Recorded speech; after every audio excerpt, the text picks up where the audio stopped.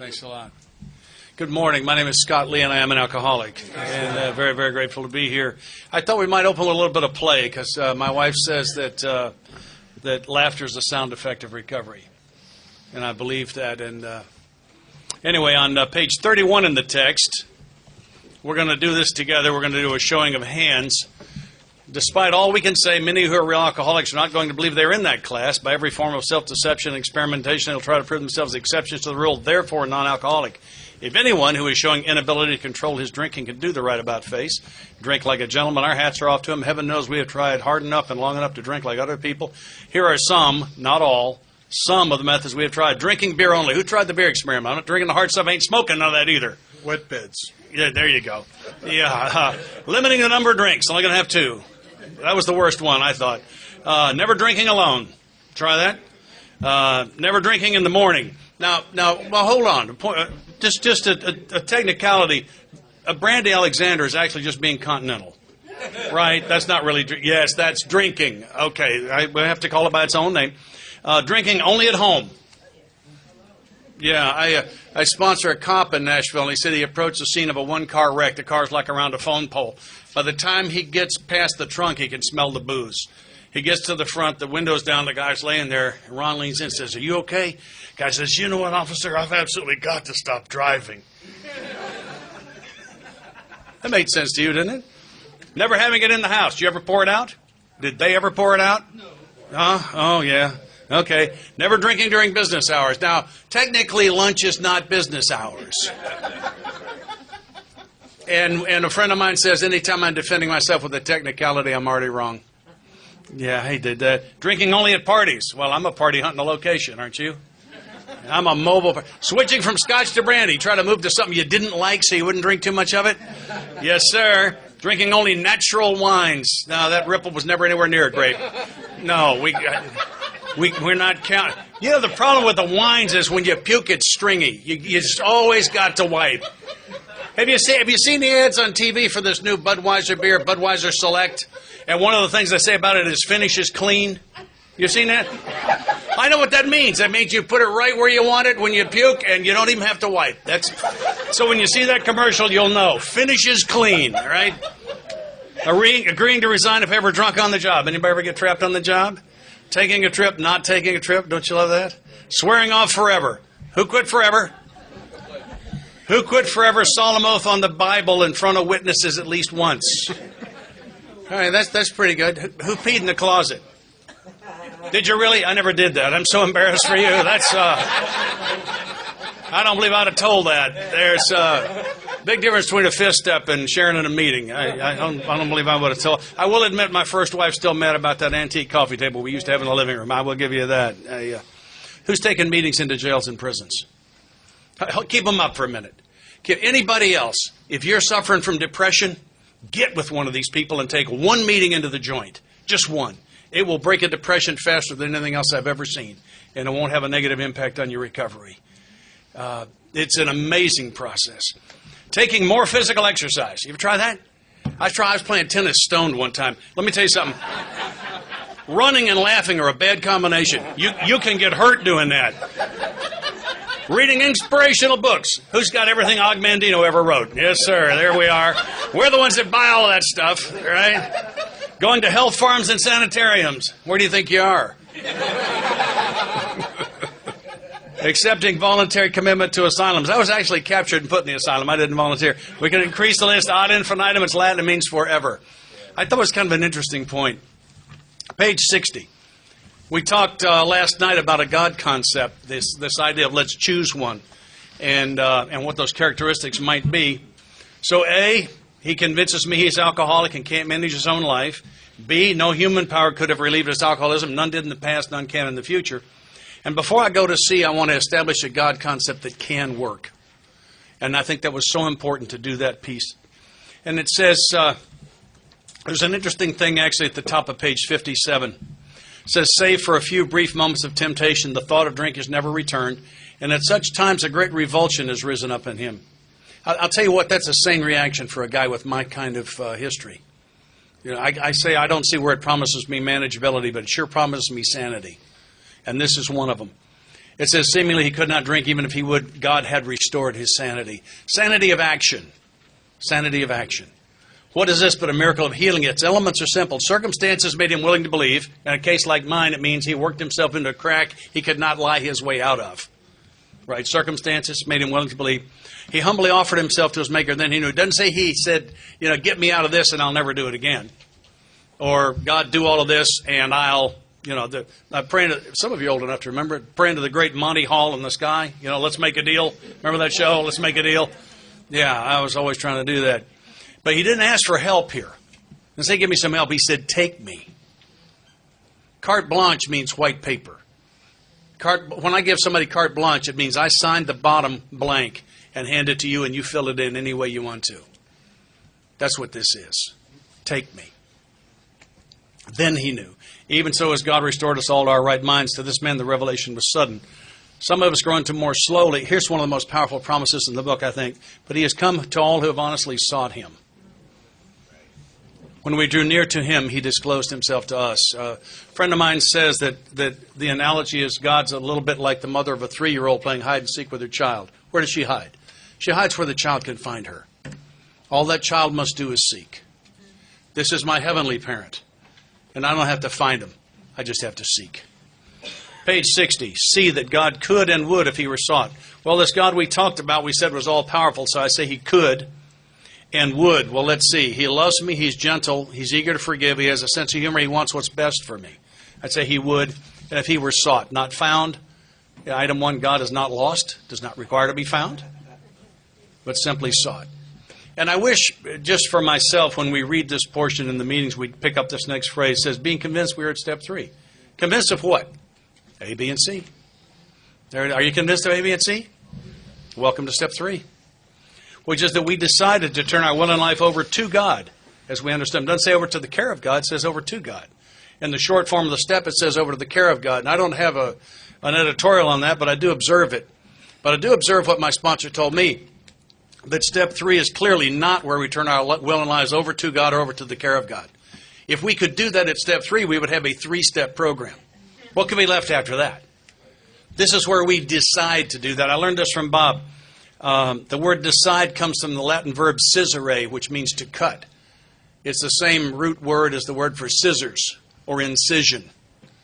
A decision, I cut away the other options and act upon the one I have decided. That's what the word means.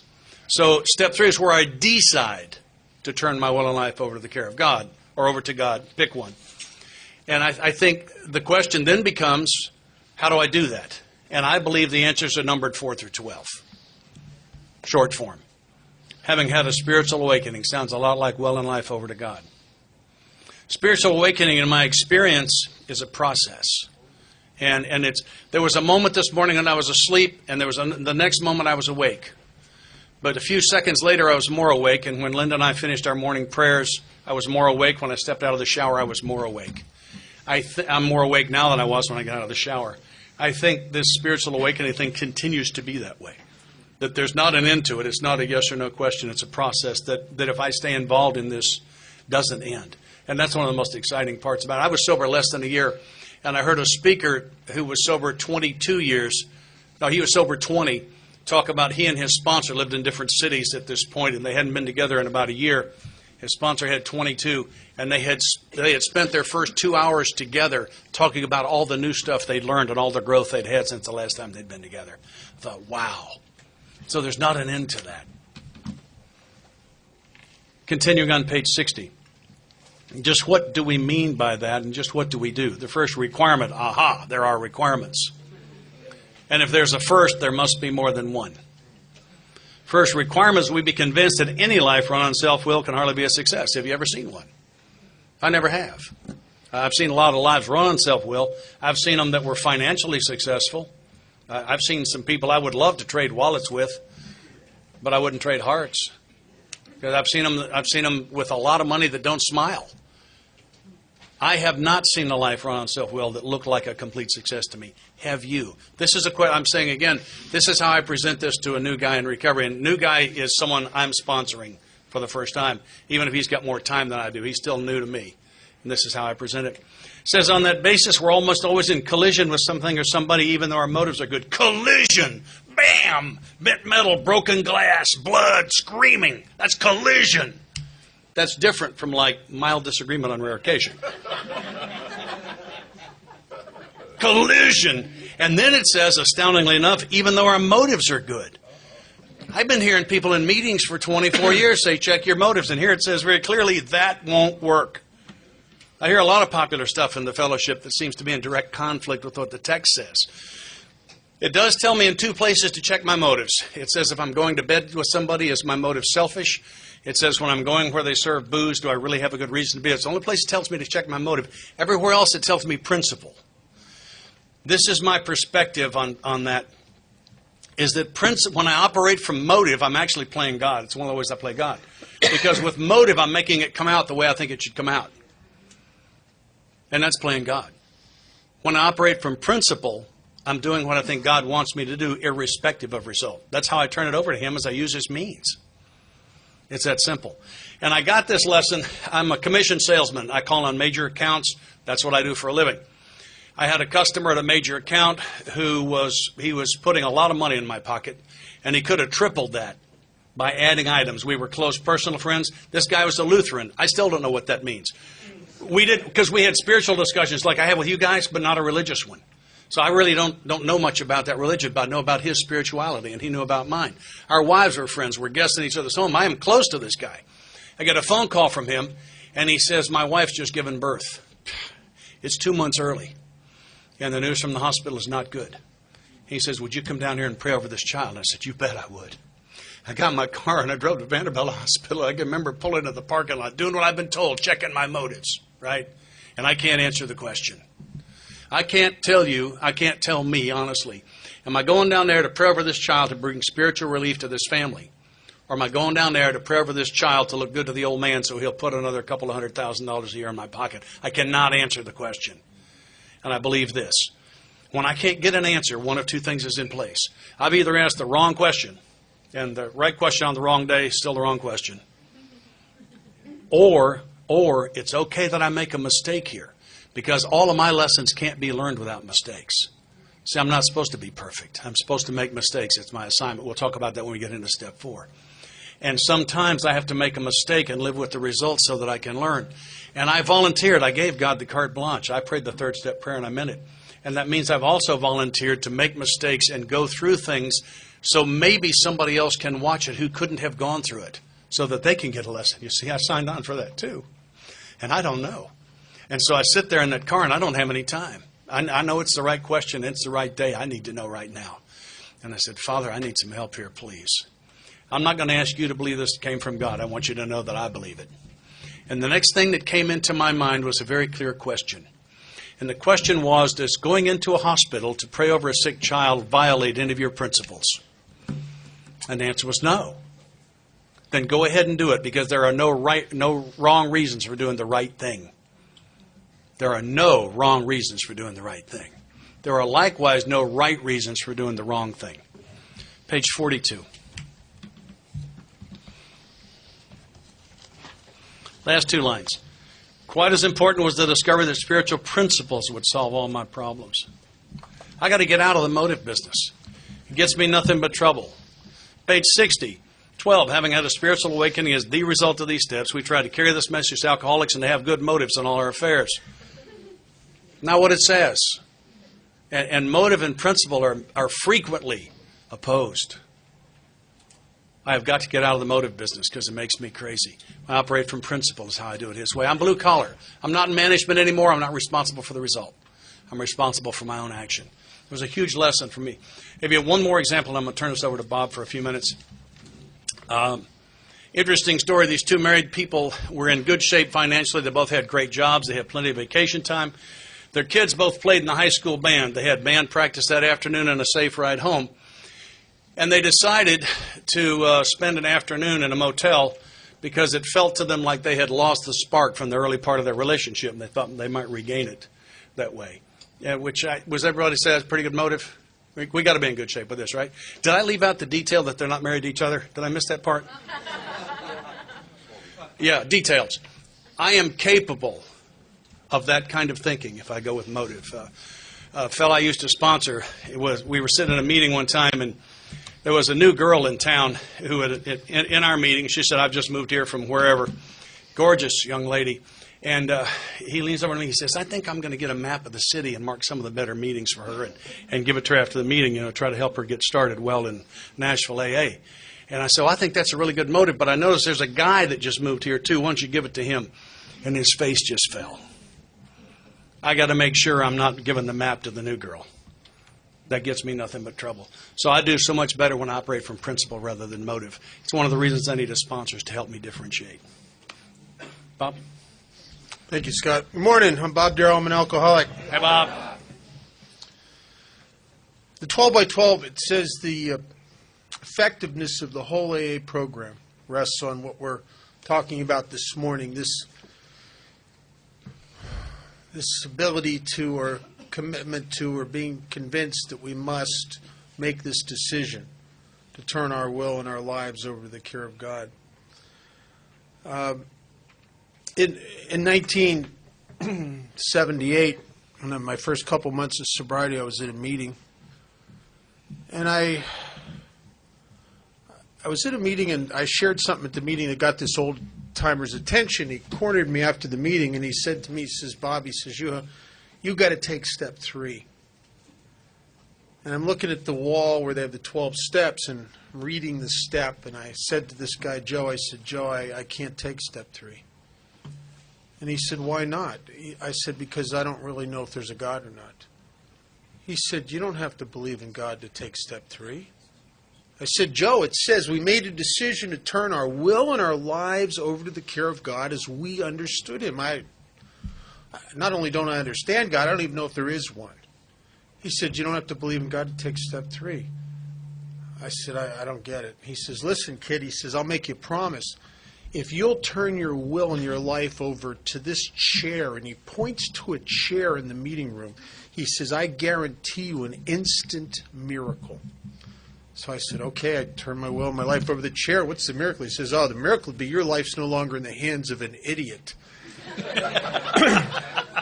When he said that, I didn't even get my feelings hurt. I just thought, yeah, that'd be right. Because if you'd have followed me around and observed me the last couple years, as maybe your family or loved ones or coworkers have observed you, if they could really see what was going on with you, whoever watched you would easily come to the decision and the conclusion that whoever's making decisions for this person is out to destroy them. And yet, inside of me, my ego defends everything I've ever done, no matter how self-destructive. And I can't see it. In 1978, after 7 years of relapsing, when he said that to me, there was no defense. I didn't defend myself. My ego had been pushed out of me just enough that I was able to go, yeah, that'd be right. That'd be right. I think to move closer to God is not to move closer to God so much as to move away from me. Right? And this whole thing is moving. It's my friend Sandy says his sponsor told him, he says, why don't you just turn your will and your life over to whatever will take it? Just like... There's no prize. Right, there's no right. I mean, if you can find something to take it, you've lucked out, man.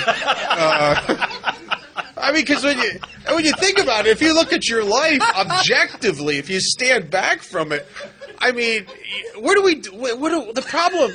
the problem I face, and the book says the alcoholic's problem lies mainly in his mind. Well, when I'm afraid, when I'm frustrated, when I'm at conflict with life, I don't know about you guys, what's the first thing you do? It's probably the first thing I do. Think. I turn towards the source of the problem, trying to get an answer, right? Einstein said one time that a mind that creates a problem cannot solve it. And I am the source of all my problems. And I was very lucky to have gotten just enough of me kicked out of me that I could I didn't defend myself when people in AA said something. I was the defender, the explainer, the justifier, and the rationalizer. And I was able to stand there when he said that and just go, yeah, you're right. I've had two problems with step 3, minor problems, step 1 and step 2. Basically, when you got step 1 and step 2, step 3 is automatic. There's nowhere else to go. There is nowhere else to go. You'll turn your will and your life over to a chair, anything, because you're stuck. And you can't fix it. Nobody else can fix it. You've tried everything on the horizon, and here you are. There's nowhere else to go. I think sometimes the ABCs, if you got A, I think A plus B equals C sometimes. If I really get that I was alcoholic and I could not manage my own life, and I am, as the book says, convinced, being convinced, if I'm convinced of that, and I'm convinced that no human power, if I got both of those things, what's left? Maybe there better be something that could, and I'm better seek it, whatever it is. There's nowhere else to go.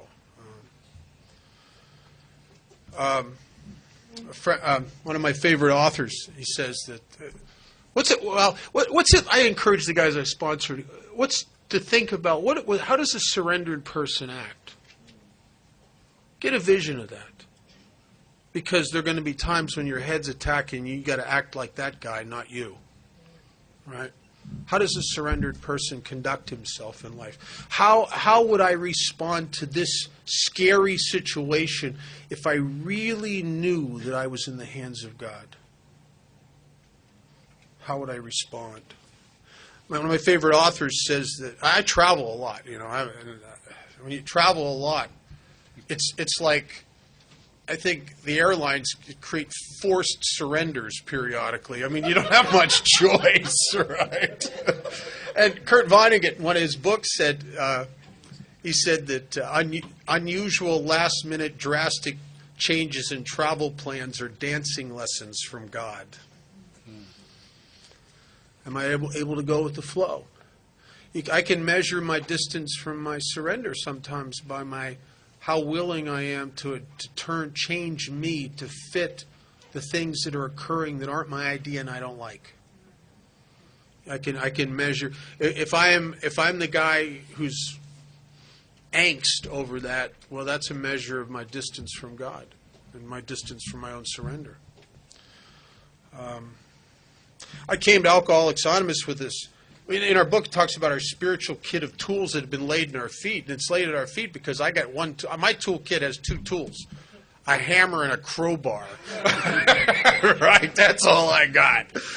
And it's maybe some duct tape if you'll sit still. I mean, that's about all I got. And I've had to pick up some different things. It's funny how in 1978, my abstinence was so much less painful than every time I got sober before. And what I've discovered is that pain does not come from change, it comes from my resistance to change. That's what pulls at me and hurts me. Is that as life is moving, the flow of life and God's will is moving me in one direction and I'm trying to go the other. That's very, very painful. Page 62, one of the most, and to me was one of the most crucial paragraphs. My sponsor got on a kick for a long time in my early sobriety where it seemed like whatever I asked him, he would say, well, just go read page 60 through 63. And now what I learned over the years is I have the guys I sponsored take a pencil and go through that part of the book and cross out all the plural pronouns and put a first-person pronoun. So in other words, in the ABC it says we were alcoholic. No, I was alcoholic and could not manage my own life. And I haven't changed it to first person. Because when I first started reading this, it's all in the third person. So it's like about you, right? And I could see it was about you. I could see there were people in AA that were self-centered and they were trying to run the whole show. I mean, I could really see that very clearly. I figured my sponsor wanted me to read this so I'd know so I could straighten you out. And it's funny, there's a line in the 12 by 12 that says that we will be quick to see our defects in others and slow to see them in ourselves. And one day some magic happened in my life, and sometimes spiritual magic happens when spiritual principles meet spiritual pain. I was having one of those kind of days where I was getting crazier and crazier by the minute. One of those kind of crazy days where there's nothing really big going on to justify the angst that's occurring inside of me. But it's one of those days where I go to work and the customers are just kind of annoying. You know what I mean? They're all very self-centered. They all want a lot of attention. You know what I mean? And my boss is just very... he doesn't understand all the things I do for him. I'm not really appreciated. I can see him. He's taking advantage of me. I'm working harder than all the other employees there. And as the day goes on, every little interaction with someone is like a tightening of a spring in the pit of my stomach. A little tighter. A little tighter. I get off work and I'm secretary in a meeting that night. And I have to stop by the grocery store to get some styrofoam cups for the meeting. I'm in a hurry. I'm meeting a new guy at the meeting, so I'm kind of on a mission from God. And I go to the grocery store. I get the styrofoam cup packet. I get in the 13-item or less line, that express line, and there's a woman in front of me with 15 items. I counted them twice. The second time I'm counting them, I'm pointing at each item, right? Now I want to choke her, but here's what I really want to do. I really want to go back in the office. I want to get the manager. I want to pull him out here. I want to make him count the items and then point at the sign, right? That's what I really... But I'm in a hurry, and this will all just slow me down, and it's like the spring, tighter and tighter. I get out of there. I get in traffic. I get behind a woman who is driving 5 miles an hour below the speed limit. My head is going to explode. I have thoughts of flooring it, slamming into her. We'll both die, but she'll realize, right? I mean, I am insane. I am insane. I get to the meeting. My new guy's there. He's there waiting for me. I tell him where to sit. I get the literature all laid out. I wait for the perfect two guys to come in to chair this meeting, to give my guy the message of hope he needs. I tell the one guy, I say, listen, we're not going to read chapter 5. Got a new guy here, we're going to read chapter 3. You know, people in AA, when you're a nutcase, they just shrug their shoulders and go, yeah, whatever, right? So I'm laying this out. I could picture this guy getting a year mentioning my name. The meeting starts, and they read chapter 3, and the chairperson says, does anybody have anything they want to share? And some guy, evidently just out of treatment, raises his hand, and he starts talking about shooting heroin. Another guy in the meeting cuts him off and says, you can't talk about that. This is Alcoholics Anonymous. Somebody else jumps in and says, hey, wait a minute. He can talk about anything he wants to talk about. And it's instantly the meeting from hell. You know what I mean? It's horrible. And I'm sitting there and I'm fuming after all I've done. Right? No one's ever done so much for so many, so often, for so little. And I am like, I'm ready to quit Alcoholics Anonymous because I'm the only one here that really sees the spiritual truth here, right? And I get the meeting's over, I throw the literature in the bag and storm out of the meeting, and I go home, and like Pavlov's dog, I call my sponsor because I've been trained to do that. My sponsor says, read page 60 through 63. And listen to what I found.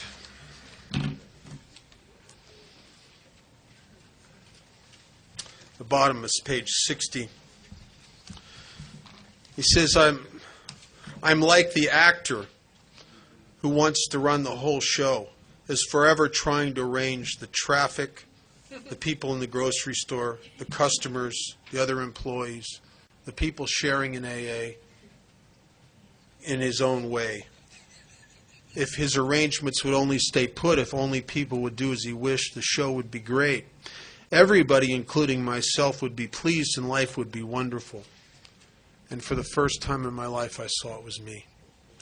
And I got to tell you something. Until I could put that on and wear it, Alcoholics Anonymous is just information. It's just academic. It never gets into here. There's a place in step 1 where it talks about where this program happens. And it says, it starts out with step 1 saying, we learned we had to fully concede, not intellectually, to our innermost self. That's why Alcoholics Anonymous and the 12 Steps is not an academic process. It's an experiential process. It has to happen in here. And we all know people who could memorize the book, who could put on a fantastic step workshops. They got it up here, but they don't get it down here. And what happens? Well, the ego, if you're like me, the ego chooses its weapons wisely. And the ego will take the big book, it'll take spiritual principles, it'll take the traditions, and it'll use them to feel smugly superior and to be in control. The ego doesn't care what it uses. And people that do that, they don't know that they're doing that because they know that they can back it up. They can show you page numbers. But aren't they really separating themselves from others? Ego cares about its own self-grandizement, and that's it. And this part of the book really starts to talk about the enemy. Because if I'm going to know what I'm moving towards, I need to know what I'm moving away from. What has been running my life? I remember Chuck Chamberlain one time. It was unbelievable. He stood at the podium in the middle of his talk, and he looked out at the audience, and he's rubbing his hands together, and he's looking everybody in the eyes. And he took about 3 minutes to do this. He says, "What controls you?" Then he looked at somebody else. He says, "What controls you?" And when he looked at me, I got chills. I knew something was driving me. I just didn't know what it was. Because I felt like something had been driving me all my life. What driver am I trying to get away from? I know where I'm supposed to go. I'm supposed to go towards God. But if I'm going to, and I think the same thing is true in the realm of the spirit. That's true in the realm of the fellowship. In order to stay in the fellowship of Alcoholics Anonymous, I've had to learn the roads out of AA. I know what it looks like to leave AA. And you got to learn how to leave AA in order to stay here. How do you leave AA? One judgment at a time. One compromised principle. One little more inundation of self, and one moving away from helping others and moving towards helping yourself. If I'm going to learn how to stay in the fellowship, I've got to learn how to leave. And if I'm going to learn how to move towards God, I've got to learn how to move away from me. It's a funny deal. And on page 62, it starts to talk about the root, really the root of my problem. And it says selfishness, self-centeredness, that we think is the root of our troubles. Now, it uses the word self a lot in this book. On the bottom of page 61, the first line, in the last paragraph, it equates ego and self. When it says our actor is self-centered, egocentric. So ego-centered and self-centered, according to the book, they're equating them as being the same thing. So if selfishness, self-centeredness is the root of my troubles, that means that everything else comes from that. And that's going to prove to be true in the fourth step when we start looking for manifestations of self which had defeated us. Everything that is my problem is connected with self. Everything. The problem with self-righteousness is self. The problem with self-justification is self. Is that I got the wrong driver. Selfishness, self-centeredness, that we think is the root of our trouble. I had a hard time seeing that. And I've always considered myself bright. I had a high IQ. I don't know what, I must have You drank it up. drank it, drugged it, and drank it up or something, because sometimes I'm a knucklehead, man. I don't know how I could sit in meetings and listen to people talking about self-centeredness and sit there, and the honest thing, I remember this like it was yesterday, sit there and think to myself, well, at least I'm glad I don't have a lot of problems, but I'm glad I don't have that one. I mean, geez, I'm not self-centered. I thought self-centered people were confident. I thought self-centered and self-confident were connected. I thought self-centered people thought they were better than everybody else, and I secretly felt like I was worse than everybody else. I had a wealth of shame within me, and so I don't think I'm self-centered. What I don't realize is that even though I think very poorly of myself, I do it constantly. I am centered on myself. And I was sitting in a meeting, and some woman is sharing. And do you ever sit in a meeting where they go around the room to share? If you're ever in a meeting like that, and you're like me, you're daydreaming, not really paying attention until it starts to get close to you, right? And then you start listening. And this woman is sharing, and she used the term. She said she went through life totally self-absorbed. And I'm sitting there and I'm thinking about what I'm going to say, what you're going to think about what I'm going to say, how I should sit while I'm saying it so I look like I know what I'm talking about. I'd been thinking prior to that about my job, my finances, my love life, my feelings, my past, my future. And when she said self-absorbed, like I got it, I'm totally absorbed in myself. I think underneath the obsession with alcohol, drugs, anything else, there's the granddaddy of all obsessions. Aren't I first and foremost obsessed with myself? My feelings, my security, my well-being, what you think of me. Me. I think the theme song of Alcoholics Anonymous should be I, me. You know, it's just like, I don't know about you. I wake up in the morning. What's the first thing I think about? Me, pretty much. I don't wake up wondering about you. Unless it has to do with me. If it has to do with me, I'm wondering about you a lot. Wonder what you can do for me. Yeah, what you can do for me. So selfishness, self-centeredness, that we think is the root of our troubles. Most of my life, when I wasn't drinking, I felt like I lived in a world that I was disconnected and apart from. Almost at times sober in social gatherings where it would seem like there's some sort of invisible yet impenetrable barrier between me and life itself, something I could not surmount or break through. And everyone else on the other side of the window, the barrier, is all connected and a part of and intimate and having a wonderful time, and then there's me. And there was a time in my life where 4 shots of tequila and the barrier would go away. And I'd be free and I'd feel like they look. And then as alcoholism progressed and I lost the ability to do that, the book says we know a loneliness such as few do because I can't get out of the box no more. Alcohol in the later years had stopped relieving me of the bondage of self. And alcohol was a very spiritual tool at one time.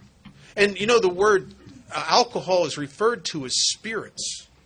And the word spirit comes from the Latin. It means the breath of life, which is when you take your first drink after days of absence. You ever go have that feeling of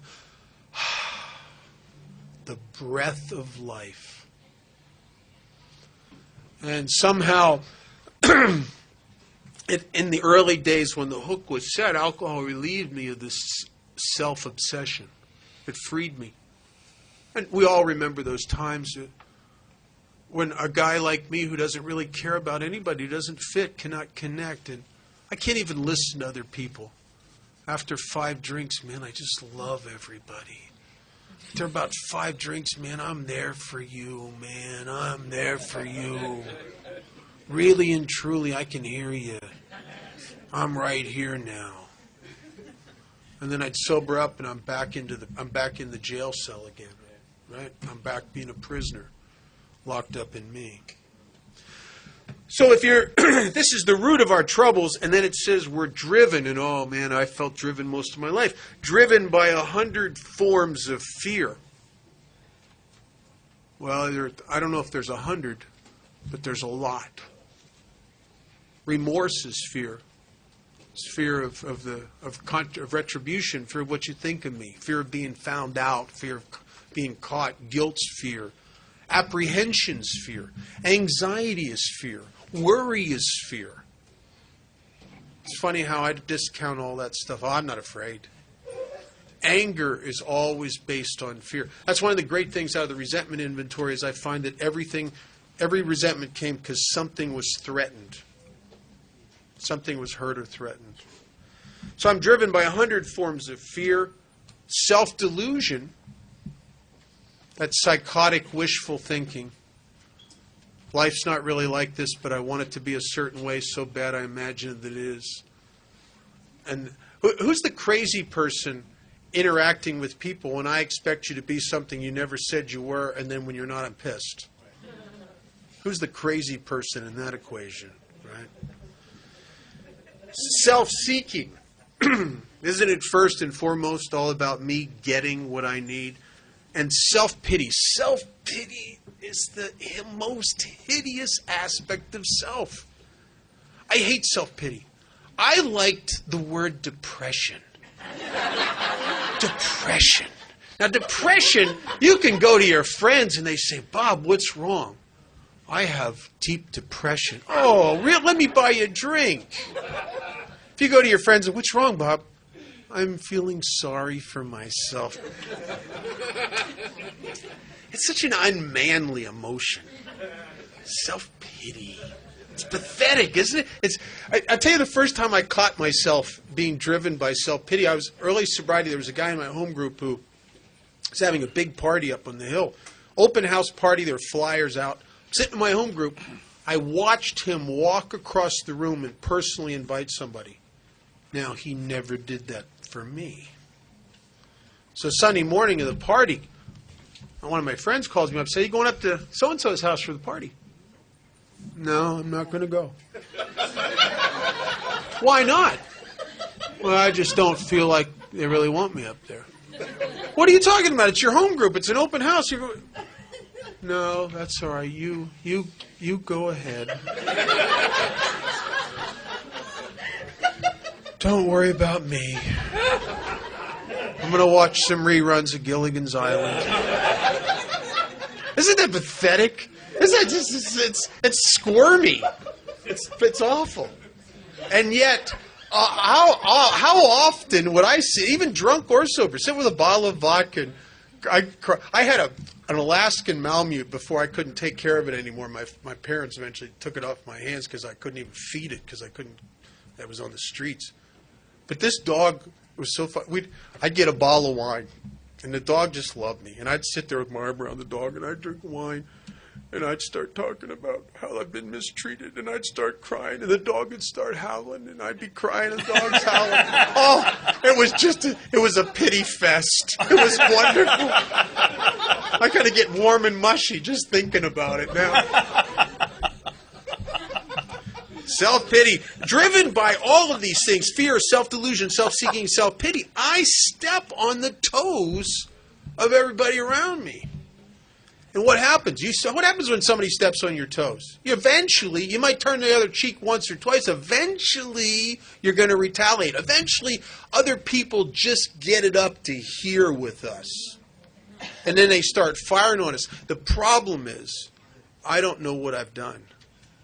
I can't see past myself. Alcoholics live in a paradigm of self-destruction, and we don't even get it. We don't even get it. We feel like victims. We don't know why people are turning on us, and it tells us here exactly why.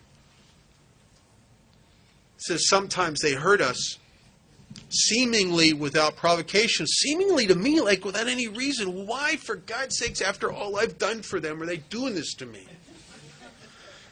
But, and this is a vision of what I'll find in step 4, but I will invariably, which means almost always, I will invariably find that at some time in the past I've made decisions based on self, on me, and my security, and my gratification, and what I want, and protecting what I have, and what you think of me.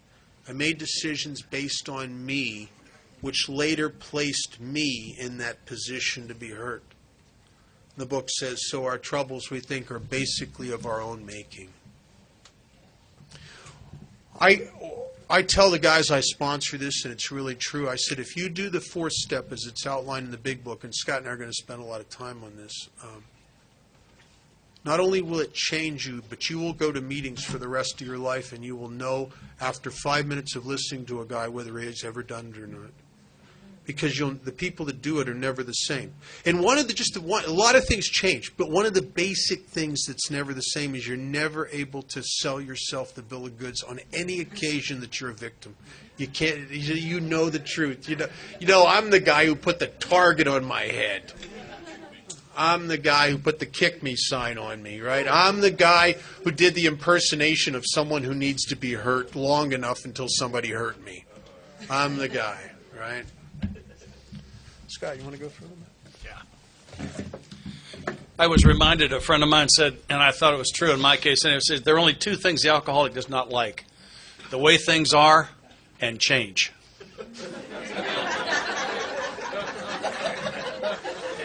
And I think this process that we're in is to try to get me into a different mindset. I love the way Bob covers this stuff. And I thank y'all again for the chance to come sit here next to him and do this. I get so much out of it. At this point on page 62, my sponsor said to me, how would you like some good news? I said, man, I could go for some good news. He said, I'm not talking about good. He said, how would you like to hear the most fantastic, the very best news you're ever going to hear in your entire life? I said, I'm on for that, Jerry. What is it? He said, it's right here. I said, all right, hit me with it. He says, so our troubles, we think, are basically of our own making. Was that it, Jerry? Yeah, that was it. I don't get it. He said, that's the best news you're ever going to get. Because if it really is, the cops, the courts, the judges, the wife, the Chinese, the Russians, and the PTA, and the neighbors, and the in-laws, if it really is them, you are cooked. Because we can't do a thing about them. The good news is that you are the problem. And if you'll bring a little willingness to this party, we can work on that. I think he was right. I think it's the best news I ever got. I am the problem. Wow. Rise out of ourselves. The alcoholic's an extreme example of self-will run riot, though he doesn't usually think so. Above everything. I wonder if that's important. Above everything. That's somewhere right along in the middle, right? Above everything. We alcoholics must, there are no musts, here's another one. We alcoholics must be rid of this selfishness. Above everything. And then here's a simple reason. We must, or it kills us. Oh, well. That's not very subtle. And it says God makes that possible. And I was offended by that for a while. And I understand it on a different level now and share it just in case you can use it. I believe, this is just red flags, it's just my experience. I was given as part of the gift of this life in this body, the gift of self-will. And that God will intervene in a life like mine. A guy like an Air Force pilot with 2,000 hours of flying time, some of it drunk, most of it very hungover, doesn't live. Right? We bury those. Plus all that other stuff I was doing. So he does intervene in some ways. But there's a limit somehow, and I don't know where it is, but I believe there's a limit. But when I pray this 3rd step prayer, when I give the carte blanche, when I say take me, I think it opens up that I offer that self-will back to him as a gift. It opens up his coming in to make changes in my life. And I can't explain that. I don't want to defend it. But that is my experience with it. That's part of what this is about, is I had to just enjoy all I could stand of my own self-will. Because a guy like me, a hard-headed guy like me, ain't going to get it any other way. And at that point, then I'm willing for it to be his way. Fully willing. I'm signing it. I don't have any questions. I'm signing it. That's what this is about. And I believe that he will honor that self-will all the way to death, because I see it happen. I see nice people like us die of this disease who had this presented to him. And I don't believe that we were chosen and he wasn't. I believe that I got to a point where I was willing to have it God's way. And I don't care what that means anymore. I can't stand any more of mine. And that was the piece that opened the door for me. There often seems no way of getting entirely rid of self without his aid. This concept is so important that we're going to tell me twice in this paragraph that self doesn't have the power to push self out of the center. I'm going to talk about that when we get to step 6 and 7 of the beautiful lesson I got from a sponsor. I had moral philosophical convictions galore, but I couldn't live up to them. Neither could I reduce my self-centeredness by wishing or trying on my own power. I had to have God's help. So there it is, twice. I got to have God's help for this thing. This is the how and the why. But first of all, we had to quit playing God. I trapped one of my teachers in a hotel lobby for 3 hours one morning. Literally. And I was firing questions at him and making notes. And I learned so much that morning. At one point, I think he became tired. And he said, "Let me ask you a question." I thought, all right. Here, I'm going to get a chance to impress him. And he said, on page 62, he agreed to quit playing God. I said, yes. He said, how'd you play God? I said, I don't know. And he said, here's how I played God. I became angry when someone died. And that's me saying, I know who should die and how and when. And clearly that is playing God. I tried to manage my own life and the lives around me. And the closer someone was to me, the harder I tried to manage their life. Playing God. I judged people. And the reason I know that is because I had resentment. The word resent comes from the Latin. Re means again, like reread, it's something you do another time. And sentire means to feel. So resent means to feel again. And to get a resentment, I must first judge someone, find them guilty, be angry with them, and then feel that anger again. So that's by definition, resent means to feel again old anger. And if I've got resentment, I had to start by judging. It's the only way to get one. Those were his. I have added some of my own. One is that I trusted my motive. When I'm operating from motive, I'm playing God. Very simply. I know how it should turn out. See, I'm not on the results committee anymore. I can't be if I'm not going to be in management.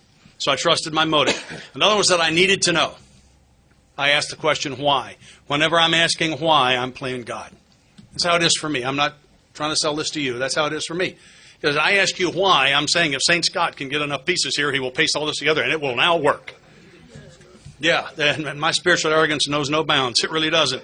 Another one was that I was certain that everything that I knew was correct, and if you disagreed with me, you were clearly a fool. And that is playing God, and it, by the way, completely blocks the learning process.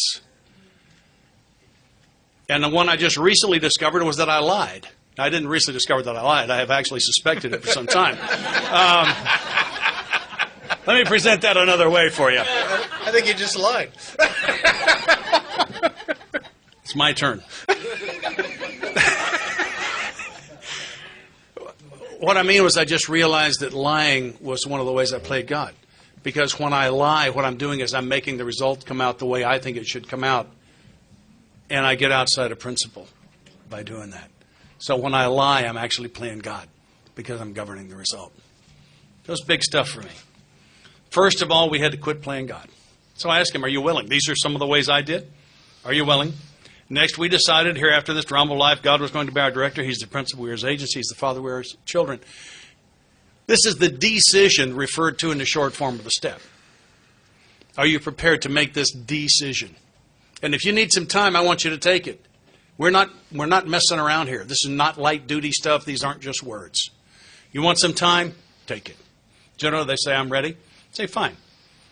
Give that back to me in the first person singular, and he will say, I have decided that hereafter in this drama of life, God is going to be my director. He is the principal. I am his agent. He is the father. I am his child. And I will say, I believe you have made an excellent decision. I want to make a pact with you. And the pact is that that decision will stand in your life until such time as you go completely insane and decide to change it. And if that day ever comes, that you will formally change it as you have formally made it with me or with one of my successors. Do we have a deal? We do. We shake on it. If I bring him through the steps another time, I do not call for a decision at step 3. I say, you have a good decision in place. Do we need to talk about it? Then let's leave it. I don't need to keep making this decision. I love what Bob says, that there's a yes in every barrel of no's. I don't want the lid off the barrel. And I love the metaphors, the masonry metaphors. Most good ideas are simple. This concept is the keystone. Wonder if that's important, the keystone. The keystone's the thing that makes the arch work. It's shaped differently from all the others. It's right there in the middle. And it's the thing that makes it work. Keystone. Above everything. New and triumphant arch through which we pass to freedom. And then we have the third step promises. I'm sure you're familiar with them, and because of time constraints, I'm not going to read them all, but I want to make a point about 4 or 5 lines down. It says, established on such a footing, we became less and less interested in ourselves, our little plans and designs. More and more, we became interested in seeing what we could contribute to life. Above everything, we must be rid of this selfishness. So what's happened between above everything and the beginning of this thing I must have, which is just described? And what's happened is I have made the decision that I'm going to quit playing God with His help, because I'm going to need it. That's what it told me twice. And that I have decided that He's in charge, and that suits me. And those pieces put together are the beginning of the abandonment of selfishness. And I'm not batting 1,000 on it, but I can report tremendous progress. And I think that's progress is an important thing. I'm going to give you my own definition. Progress is making the same old mistake a little less often, or making a new and finer quality of mistake. That's progress. Because anything above that would be perfection. Okay? And then the prayer, and what I like to do is I want him to read the prayer, and let's talk about what it means. Let's understand what you're saying here. God, I offer myself to you. Not give me some help. Not make sure the judge doesn't. Not send her back. Not get me out of this and I'll never do it again. Take me. I offer myself to thee. To build with me. A lot of times to build somewhere, we're going to have to tear down something that's already standing there. I think we do newcomers a great disservice by not telling them that. Don't mess around with this prayer. You pray this thing, I'll tell you something. Probably some things you'd like to keep are leaving, and they are not coming back. And some things you don't like are coming and staying. All right? This is a package deal. All right? I think about 2 bowling balls. My will, God's will, pick one. I had my will 41 years, killing me, devastating everybody around me. I was always afraid I'd work God too hard. I'll tell you what, I'm going to cover sex and money. He can get the rest.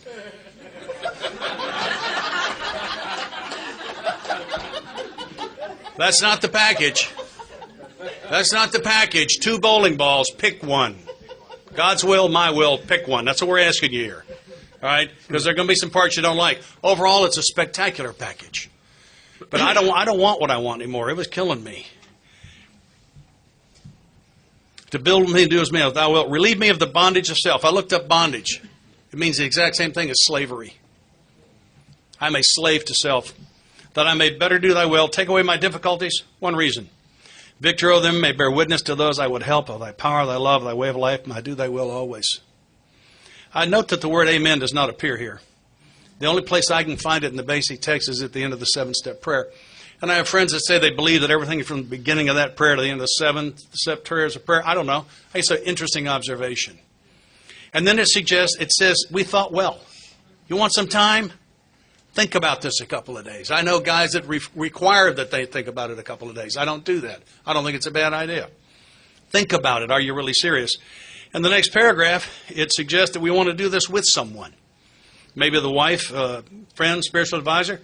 The guys I sponsor are free to do their 3rd-step prayer with anybody they want to. And me. I'm going to be there. I'm going to be there. I think it's so important for sponsorship to be tight. I have had the experience. Bob and I both, by the way, I speak for both of us. We have permission to tell all the stories you hear us tell. I have had the experience of having a guy do a 3rd-step prayer who was unable to come up off his knees in tears. Someone who has done this needs to be there when that happens. Someone needs to be there who knows how to what to do there. And then it suggests that you can write your own third step prayer. And I invite them to do that. Book says you can do that. Book gives leeway, I give leeway. And I sponsor some songwriters. They won't give you a 5-year chip in Nashville if you don't sponsor at least 2 songwriters. We can't give you one because there are just so many. And someone's got to cover them, and I got a couple. And the newest one's got 2 years now. And we got here, and he said, I want to write my own third step prayer. I said, great, go for it. But I'm going to read that prayer before we do the praying part. And it was a beautiful thing. I wouldn't be surprised if you guys heard this on the radio sometime. It rhymed. It was magnificent, 3 stanzas. But it left out the part about God being in charge, and that was okay with him, which I think is relatively significant here in this particular prayer. And so strangely enough, we wound up using the one in the book. But I've seen some great stuff. The most frequent change I see is they change thee and thou to, or thy and thou to you kind of thing. And that's fine. People are uncomfortable with the Old English. But most of them say, everything I touch, let's do what it says there. Suits me just fine. But I say, and then, of course, the last thing that you do is to actually pray the prayer. And that completes that step. Forgive me because this is just how I am. It looks to me like this step breaks down into 8 or 9 pieces. The first one was at the bottom of page 60. The first requirement is that I be convinced. Then there's some very interesting observations on motive and self and all of that stuff. And then the second one is that I had to quit playing God. The third one is this decision. For me, the fourth one is to read and understand the prayer. The fifth one is to think well. The sixth one is to... Slow down? I'm from the South. I'm not too slow for y'all now? You want me to start that again? I don't mean to go that fast. And y'all, please do that to me. I get very excited. Huh? Read and understand the prayer. And then think well. And then decide who is going to witness your third step prayer. And select a time and a place. And then to decide if you're going to write one of your own. If you do, to write it. If not, then you acknowledge that you're going to use one in the book. And the last piece is to pray the prayer. And I find that breaking it down, those little bitty pieces, really makes it quite easy. And we are going to do that with step 4. I have such a passion. I believe step 4 is the easiest step we have. Far and away the easiest. A little bit on the long side. But I'm talking... To be sincere with you, I'm talking about the actual 4-step, cleverly concealed in this book. When I got out of treatment, they gave me one of these psychobabble things. And I mean, God bless them. I think there's some wonderful people with big hearts really trying to help people by taking the short form of the steps and writing around them. And they had all of this stuff. I have to go very slow or I'm going to have to make amends for my language about what I really think about that stuff. But I think they have good motive. But I think they violate principle, which gets me in trouble. But this thing, was true, false, multiple choice, fill in the blanks. Do you still hate your mother is one of the questions. Come on. And what happened for me was that I completed this thing. I called back down to the treatment center I'd gone through to Bernie. Now, Bernie had not been my counselor, but I had selected him after I had my white light experience to hear my 5th step. He was a counselor, but he wasn't mine. But I asked him, because I knew I was going to have to do a full confession, which is what step 5 is. And the reason I chose him is you could look at him and tell he was stoned out of his mind. Well, you know what that looks like. A guy's face is real relaxed. He got this dumb grin. When he walks, he moves real slow, kind of shuffles like, this guy's ripped. I am going to do my 5th step with him, right? 2 weeks later, is he going to know what I said? He won't know if I did it. So I thought, right? Makes good sense. So I completed this psychobabble 4-step thingy, this alleged 4-step. And I called Bernie. He said, sure. I drove. That's about 4 hours. I drove down. I took my 5th step with Bernie, which is where I began to get relief. If you're new, I know they don't look like it. But what the steps do is they bring me relief. They put salve on the wounds in my soul and allow them to start to heal. Some of them have got to have the scabs picked. And that's part of what we're going to talk about. But it's a tremendous cleansing process. And I dumped my bucket with Bernie. I told him the whole thing, all of it. And it was the beginning of the new freedom for me. It's where I began to get relief. I know it doesn't look that way if you're new, but that's what it does. And just as an aside, Bernie wasn't stoned. Bernie was sober over 20 years. That was serenity. I didn't know what it looked like because I knew,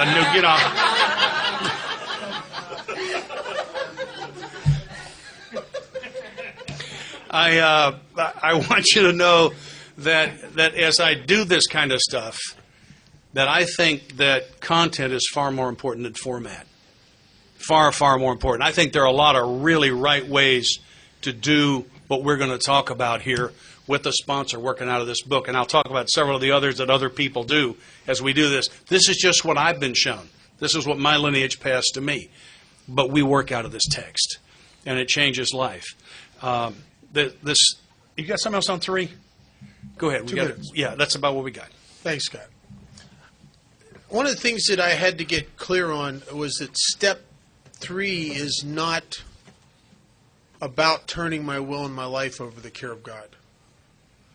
Step 3 is about approaching a process to do that. The rest of the 12 steps is what allows me to. Step 3 is simply the turning point. It's the rest of the steps that allows the turn.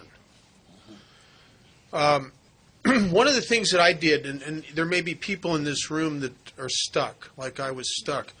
In my early sobriety, I got down on my knees. I did exactly what Scott was talking about. I ended up doing the 3rd step prayer. I was sincere about the desire to turn my will and my life over to the care of God. And then I started to destroy myself unconsciously. And I didn't know what was going on. And what was happening is every morning I would get down on my knees and I would say the 3rd step prayer. I'd get up off my knees. 5 minutes later, I'm in my head running the universe.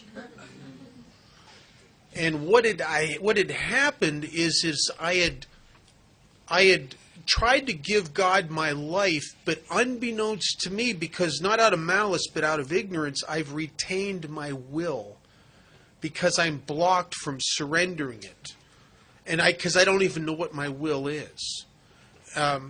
Years ago, I went to an attorney to make a will. I ended up with a lot of properties and things, and I needed to make a will, a trust. And this guy said something to me that caught my attention. He said, "You know what your last will is?"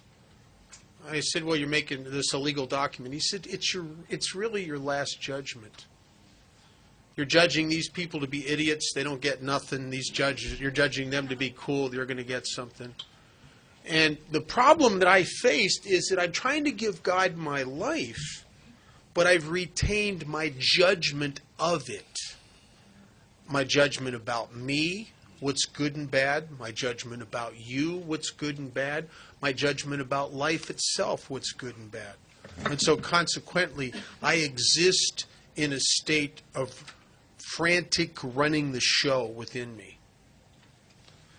And the conflicts there, I suffer from depression, lots of anxiety. I build cases against people. I go through one job after another, and I don't know what the problem is. I didn't get any relief until I dismantled the judgment machine that is my will in step 4. I think that's what it's designed to do. It's designed to break down the ego. When you go through your whole life, because what's your resentment list? All your judgments. Your fears are really your judgments and your view of life and the things you think are going to happen or afraid are going to happen or whatever. And all the self-gratification stuff in the sex deal.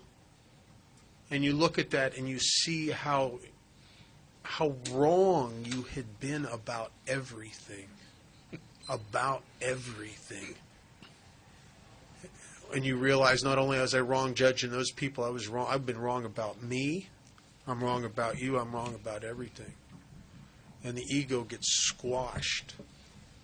I revisited after this. I revisited a lot of the religion of my childhood. What I discovered is if you work the steps and you have an awakening, all of a sudden, all of them make sense. Where none of them made sense before, now they all kind of make sense.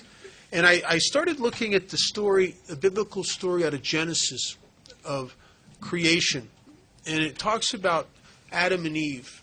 And God created them and He put them into the Garden of Eden, which was literally heaven on earth. It was referred to as paradise. And in the Garden of Eden, they were happy. They had everything they ever could need. It was perfect. They were given one suggestion. And the suggestion was, do whatever you want, but don't eat the fruit of the tree of the knowledge of good and evil.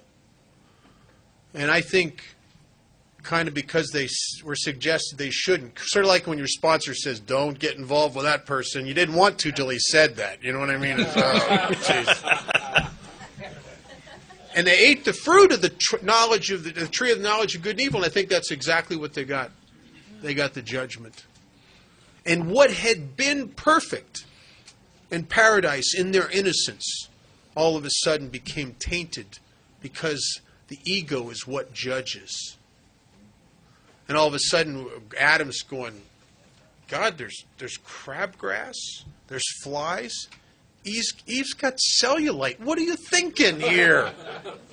And what had been heaven became tainted, and nothing changed, except that the ego started playing God again.